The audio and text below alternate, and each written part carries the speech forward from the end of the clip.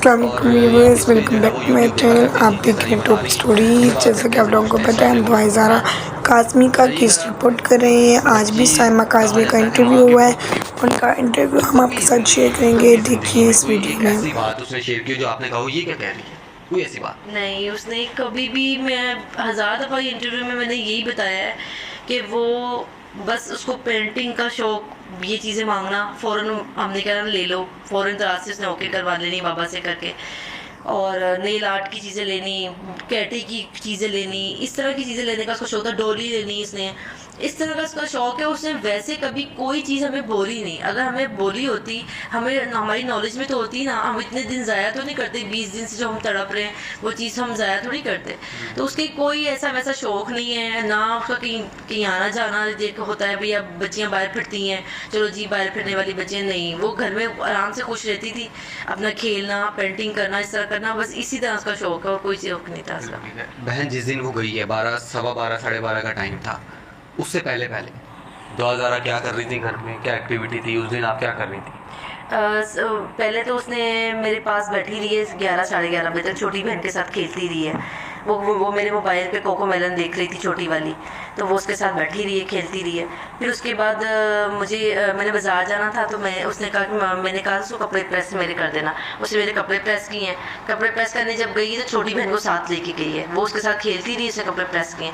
कपड़े प्रेस करने के बाद फिर उसने मुझे ला के छोटी वाली दी है कि मम्मा आप इसे पकड़े, मैं कचरा फेंक के आती हूँ और बिल्ली को खाना खिला के आती हूँ। उसे खाना खिलाया होगा, 1 घंटा तकरीबन लग गया होगा, क्योंकि बिल्ली बहुत छोटी थी, हाथ से खाती थी, उसको साफ़ करना, उसके सारा कुछ करना। तो वो उसके बाद वो कचरा रखने गई है। कचरा जब रखने गई है तो साथ वाले बच्चे ने भी देखा है, वो जो 17-18 साल का लड़का है, उसने भी देखा है कि वो उसने ज़ारा ने एक शॉपा रखा है, दूसरा शॉपा रखा है, और तकरीबन 12 साढ़े बजे का टाइम था। 1 बजे मेरी एक थोड़ी देर के लिए आँख लगी है। जब आँख मेरी लगी है तो साथ ही मेरी आँख खुली, तो मैं 1 बजे बाहर गई हूँ। जब मैं बाहर गई तो बाहर का डोर खुला हुआ था, तो मैंने कहा कचरा रखने गई, देखा मैंने एक शॉपर पड़ा हुआ है, आपने देखा होगा, नज़र आता है यहाँ से सिंक की तरफ से, तो एक शॉपर पड़ा हुआ था, तो मैं कहा कचरा रखने गई है। तो जब मुझे 15-20 मिनट गुजर गए ना, तो मैंने कहा ये शायद नानों के पास चली गई होगी, अम्मी गेट पे होंगी तो अंदर चली गई होगी। 15-20 मिनट के बाद फिर मैंने इनको उठाया है। मैंने कहा कि वो ज़ारा अम्मी के घर गई है, शायद वो अम्मी के साथ बातें करी, अब बुला के लेके आए। तो ये बुला के लेके आई है, तो बुलाने गए हैं तो उनको वहाँ पे ये नहीं मिले। फिर दोबारा सारे भाई ने कमरे वमरे देखे, नहीं मिले। तो फिर मेरे घर वाले सब और ये हम सब ढूंढना शुरू हो गए। अच्छा बहन मुझे बताइएगा, 12:30 से पहले पहले तक वो बाहर गई नहीं घर से? बिल्कुल नहीं, घर में ही थी। ठीक। अब मुझे बताइएगा कि कचरा बच्ची ही फेंकने जाती थी या बाजू का ऊपर कूड़े वाला आ जाता था लेने, ही आप जाती थी? वो कचरा नहीं फेंकती थी, हमारी काम वाली है, वो फेंकती है कचरा, वही देती है हमेशा कचरा। या ये रखाते हैं कभी नीचे, तो काम वाली रखती है। मैं भी कभी नहीं जाती थी। ज़्यादा ये था, डोर खोल दिया तो कचरे वाले ने कचरा लेके चला गया, ज़्यादा से ज़्यादा इतना तो था। लेकिन क्योंकि रमज़ान थे तो सोने की टाइमिंग थोड़ी सी आउट हुई हुई थी, तो हमने कहा नीचे रख दो, वो आएगा तो ले जाएगा, हम सोने लगे। 2-4 घंटे सोना है, उठ के फिर हमने अफ्तारी की चीज़ें बनानी है। वो बस कचरा ही रखने गई है, जो मैंने आपको जिस तरह बताया, वो मतलब 1 आध बार पहले रखा होगा या अभी रखने गई होगी, बस। वैसे कभी वो नहीं रखने गई, मेरी काम वाली रखती है कचरा। और जिस तरह रखने गई है उसके बाद नहीं ऊपर आई, तो आपको ये लगा कि अपनी सामने नानी के घर पास में गेट खुला होगा, नानो का होंगी या मामू खड़े होंगे, तो वो अंदर चली गई होगी। तो क्योंकि गेट भी उन्हीं का था, उन्हीं के गेट पे साइड पे रखना था कचरा उसने। तो मैं तो ये समझी शायद अम्मी के पास चली गई है। अक्सर 5-10 मिनट खड़े होकर बात भी कर लेती नानों के साथ, वो पूछती हैं क्या हाल है, कैसे हो, क्या करी है मामा, जैसे इंसान पूछता ही है। तो वो मैं यही समझी कि 15-20 मिनट तक, मैंने कहा वो अपने नानों से बातें कर रही है।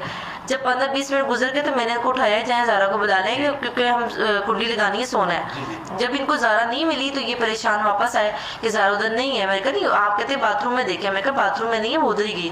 फिर ये दोबारा गई हैं, उन्होंने देखा भाई सारे भाई मेरे सबने, कोई इधर भागा कोई इधर भागा। वो दिन है और आज का दिन है।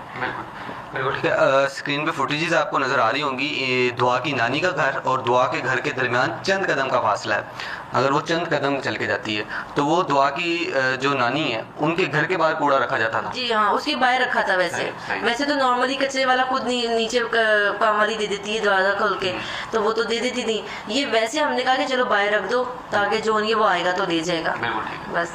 बिल्कुल ठीक है, आपने वालदा की गुफ्तगू सुनी है और ये वो कमरा है जहाँ पे पूरी फैमिली जो है वो सोती है और दुआ भी यहीं पे सोती थी। आपने देखा ये अपार्टमेंट जो है, एक ये कमरा है हमने आपको दिखाया, इसके साथ मेहदी साहब का कमरा है जो कि इनका बेडरूम है, और सामने स्टोर रूम है, किचन है। और मेहदी साहब घर से ऑनलाइन काम करते हैं। इस छोटे से एरिया में जब मेहदी साहब भी घर में होते हैं तो बच्ची जो मर्जी एक्टिविटी कर रही हो, वो या चाहे यहाँ बैठ के कर रही हो, चाहे वो किचन में बैठ कर रही हो, चाहे वो सामने कमरे में बैठ के कर रही हो, वो नज़रों में रहती है। तो ये कहा जाना कि बच्ची गेम खेलती रहती थी, कोई मोहब्बत हो रही थी, तो वो वालिदैन की नज़र से ओझल नहीं हो सकती थी।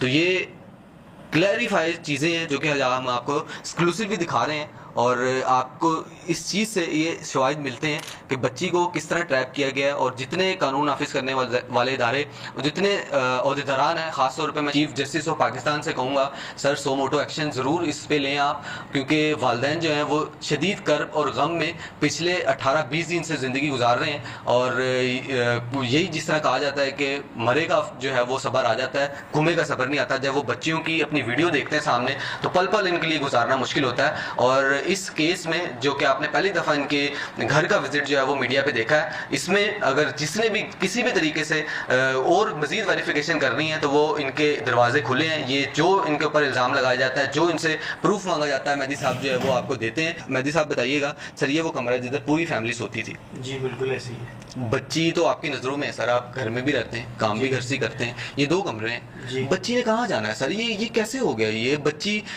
समझ से बाहर है कि ना उस CCTV में आ रही है, ना इधर पता लग रहा है। ये कौन सा ग्रोथ है, ये कौन सी चीज़ है जो अभी तक समझ ही नहीं आ रही है? एजेंसी से आपकी बात हुई है, आपने कानून नाफिज करने वाले इदारों से आपकी मीटिंग चल रही है, कोई डेवलपमेंट हुई है?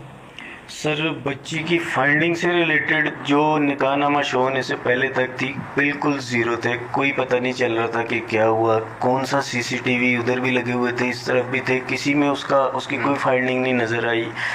समझ से बाहर था सबके लिए। एजेंसीज जो थी, मैं नाम नहीं ले सकता उनका, वो भी ये कहते थे कि भाई ये हमारी समझ से बाहर है कि ये क्या है, क्या माजरा क्या है इसमें। 100% अभी तक मैंने एक ऐसी एविडेंस जो शायद अभी आपने बताया भी है या अभी बताया नहीं, बच्ची ग्लासेस यूज़ करती थी, ये किसी को भी नहीं अभी तक पता। उसके ग्लासेस जो हैं वो भी घर में पड़े हुए हैं। अगर उसने कहीं जाना होता तो वो एटलीस्ट अपने ग्लासेस लगा के, मैं मजबूर हूँ इसको लगाने के लिए, अदरवाइज़ तो मुझे नज़र ही नहीं आएगा, मैं कंफर्टेबल ही नहीं होऊंगा, सीढ़ियाँ नहीं उतर पाऊँगा। आप भी सेम सिचुएशन में होंगे। तो ये बहुत सारे क्वेश्चन मार्क्स हैं। अगर वो ऐसा करती, अगर बिलफर्ज हो तो वो एटलीस्ट वो तैयारी के साथ जाती, जो कि 100% मैं अपनी बच्ची, मुझे पता है वो कितना पानी में है, वो गली के कोने तक खुद से नहीं जा सकती। जो भी हुआ उसे बहला फुसला के या ज़बरदस्ती उठा के लेके गए हैं उन्होंने उसे। 100% वहाँ से कोई आया है, वो गैंग है, ग्रुप है, माफिया है। मैं तो पहले दिन से ये चीख रहा हूँ और अनफॉर्चुनेटली मेरी इस चीज़ के ऊपर अभी तक सुनवाई नहीं हुई। और मैं अब चीफ जस्टिस साहब से अपील करता हूँ कि अब आप पाकिस्तान के सबसे बड़े अदालती इदारे के आप सरबराह हैं, आपसे हाथ जोड़कर गुजारिश करता हूँ कि